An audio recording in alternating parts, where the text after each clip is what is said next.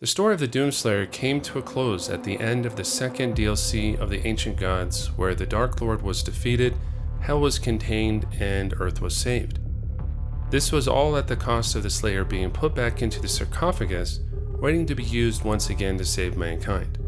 The Slayer's journey is over after the many entries in the Doom saga, spanning the past decades of PC to console games, and providing an expanding Doom universe to explore.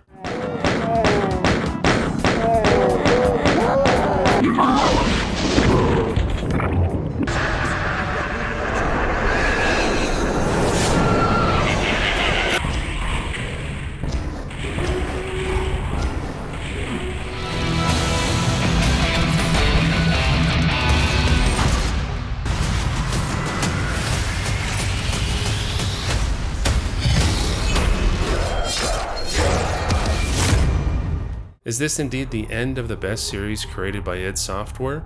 Will id Software continue the legacy of the Doomslayer or move on to new, unique stories? The developers have made it clear in previous developer streams that there are possibly new Doom games on the horizon. Not to mention how successful Doom Eternal was for the company and now for Microsoft, it would be ideal to have another Doom game. How's it going, everyone? RipNtear here with a theory video of what could be possible for a Doom Eternal sequel. I feel that the Slayer's journey is far from over, and there are still enemies to be ripped and torn, and an expanding universe to explore. In this video, I'll be explaining some possible theories that could lead us to the next Doom game, or at least see how this may actually be the end of the Slayer's story. If you're new here and love everything Doom related, be sure to like and subscribe and be a part of this growing community. Alright, let's get going.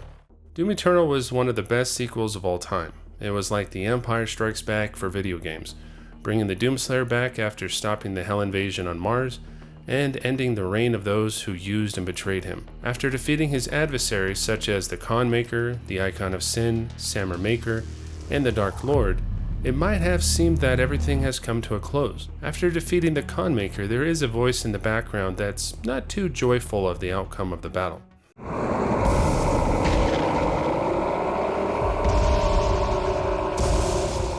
The subtitles just say that it is a mysterious voice yelling no.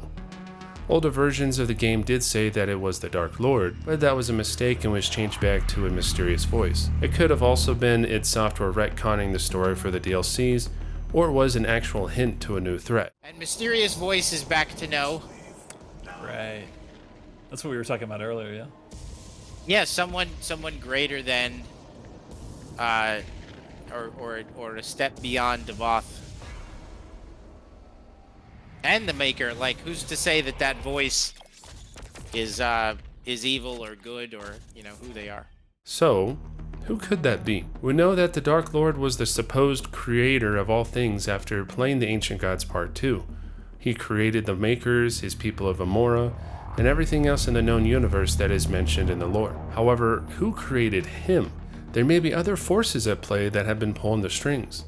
Or since the Codex entries are the perspectives of each faction within the game, such as the story of the Sentinels written by the people of Argenta, the Book of Seraphs written by the Makers, and the story of Hell by Arc data entries, there could be a missing piece to it all. The Doom universe is something that the developers have made it clear that they want to explore more of, and diving more into the idea that there is something out there worse than the Dark Lord would be an interesting concept. Humans were under the belief that the Makers were angels and that Urdak was heaven, but in all reality it was just a lie, and a place in another galaxy that could be traveled to and not necessarily another dimension. If there is someone out there more powerful than Devoth, then I could only imagine the consequences of the destruction of the Doomslayer. The Con Maker did warn the Slayer that his actions would jeopardize all of creation, so that could be hinting at something as well.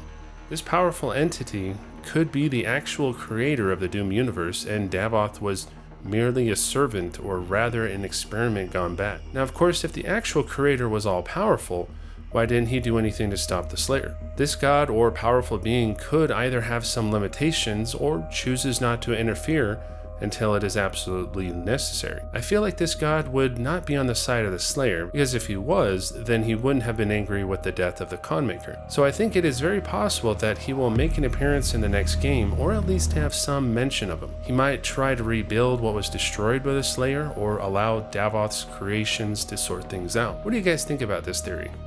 Within the campaign of Doom Eternal, we know that Doom Guy was the same one from the original games such as Doom 1, 2, and possibly 64. For the most part, it appears that his timeline is different from the one we see him in Doom 2016 and Eternal. His Earth was already affected by a hell invasion, there was no Samuel Hayden, the Father, the Makers, Crucibles, and many more important figures and events like the ones in the new timeline. It wasn't until after Doom 64 he remained in Hell and then somehow ended up within the world of RipNtear, and the rest is history. Time works differently within the realm of Hell, so a lot could have happened. Is the Earth in the modern games the same Earth, just more into the future? Or is it completely different because once he left Hell and appeared in RipNtear, he traveled through some kind of multiverse? We did get hints of a possible crossover with Quake and Doom from seeing Quake cosmetics in Doom Eternal, and a crossover could be a great way to develop the next chapter of the Doom Slayer. There might be some kind of multiversal catastrophe where the protagonist of one of the Quake games finds the Slayer at the Ingmar Sanctum, gets him out of the sarcophagus, and starts the game from there. The Icon of Sin, the defeat of Davoth, and the Makers could have been the start of the multiverse collapsing. The Icon of Sin alone warps reality, and if he was successful in destroying Earth, he would have caused a black hole and destroyed the universe. Of course, he wasn't entirely successful, but even just existing could have caused dire consequences. So it's very possible that the next Doom game could involve either some kind of multiversal traveling, or at least involving something with the Quake timeline. The Wraiths would be another topic to explore. Where did the World Spear, or rather the Wraith spaceship, come from? According to the lore, it is unknown of its origin, and the power from the Wraiths gave life to the planet of RipNtear.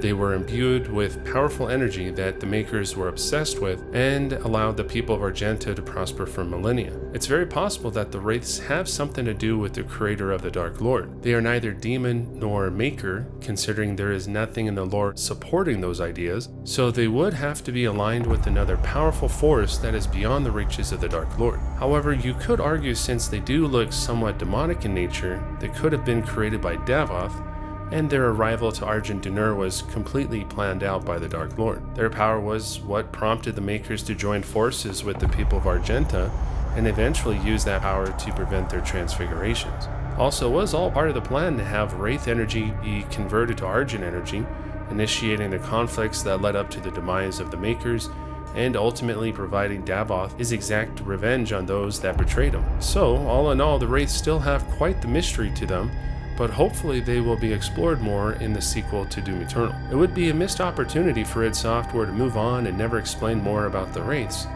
They were a big part of Doom 2016, and not to mention the history of the people of Argenta. Maybe we'll finally get to see one alive and in action. Will they be an ally to the Slayer, or will they be an enemy with everything that has happened leading up to the next game?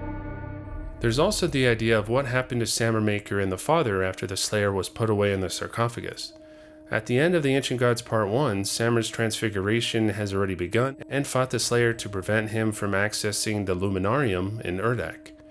Of course, the Slayer defeated him, but before he could end him for good, Samur, or the Father, teleported himself away. For the time being, he was no longer a threat, and the Dark Lord was the top priority for the Slayer.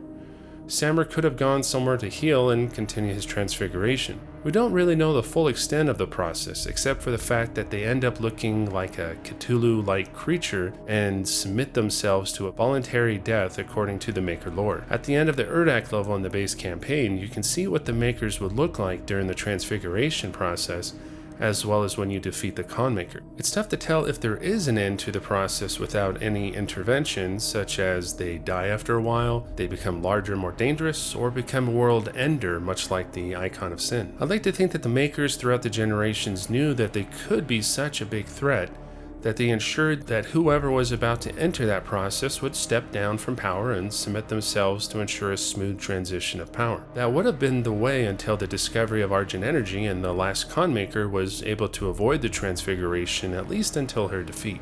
So going back to that process, I would think that if a Maker would go through the entire process of their transfiguration, they would rival the power of the Icon of Sin and possibly even more.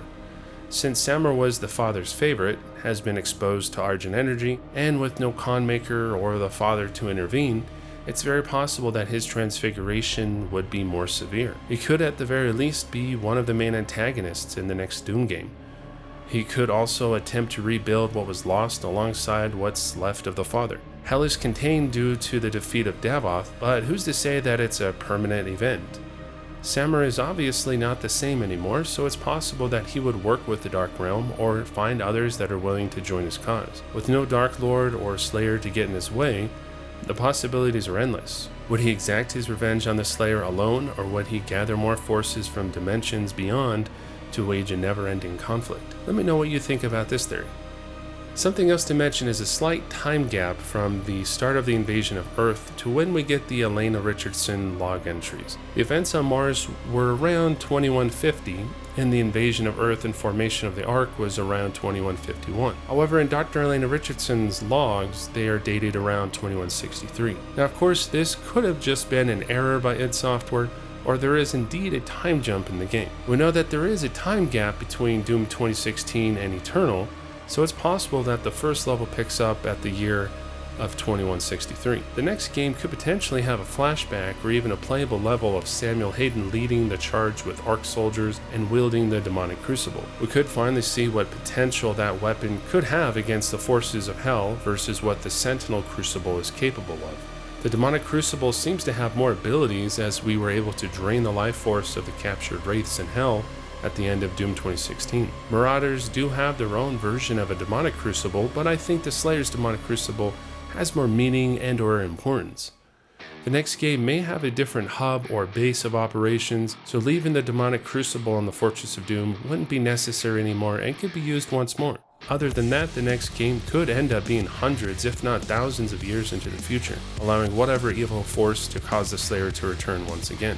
It would be great to see id Software to fill in some gaps between the games, explore more of the lore, and see what possibilities lie ahead for the franchise. Doom Eternal is not the end of the Doom Slayer, and there will for sure always be another threat for Doom Guy to confront.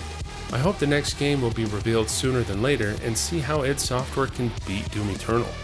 The game surpassed most of my expectations and is still a game that can be played even 4 years later. The mechanics, lore, gameplay, etc. are all attributes that really set the bar high for the next game. So it'll be interesting to see how the sequel can be better than Eternal. The next game is just around the corner. I'm really excited to see what id Software is cooking up for the community.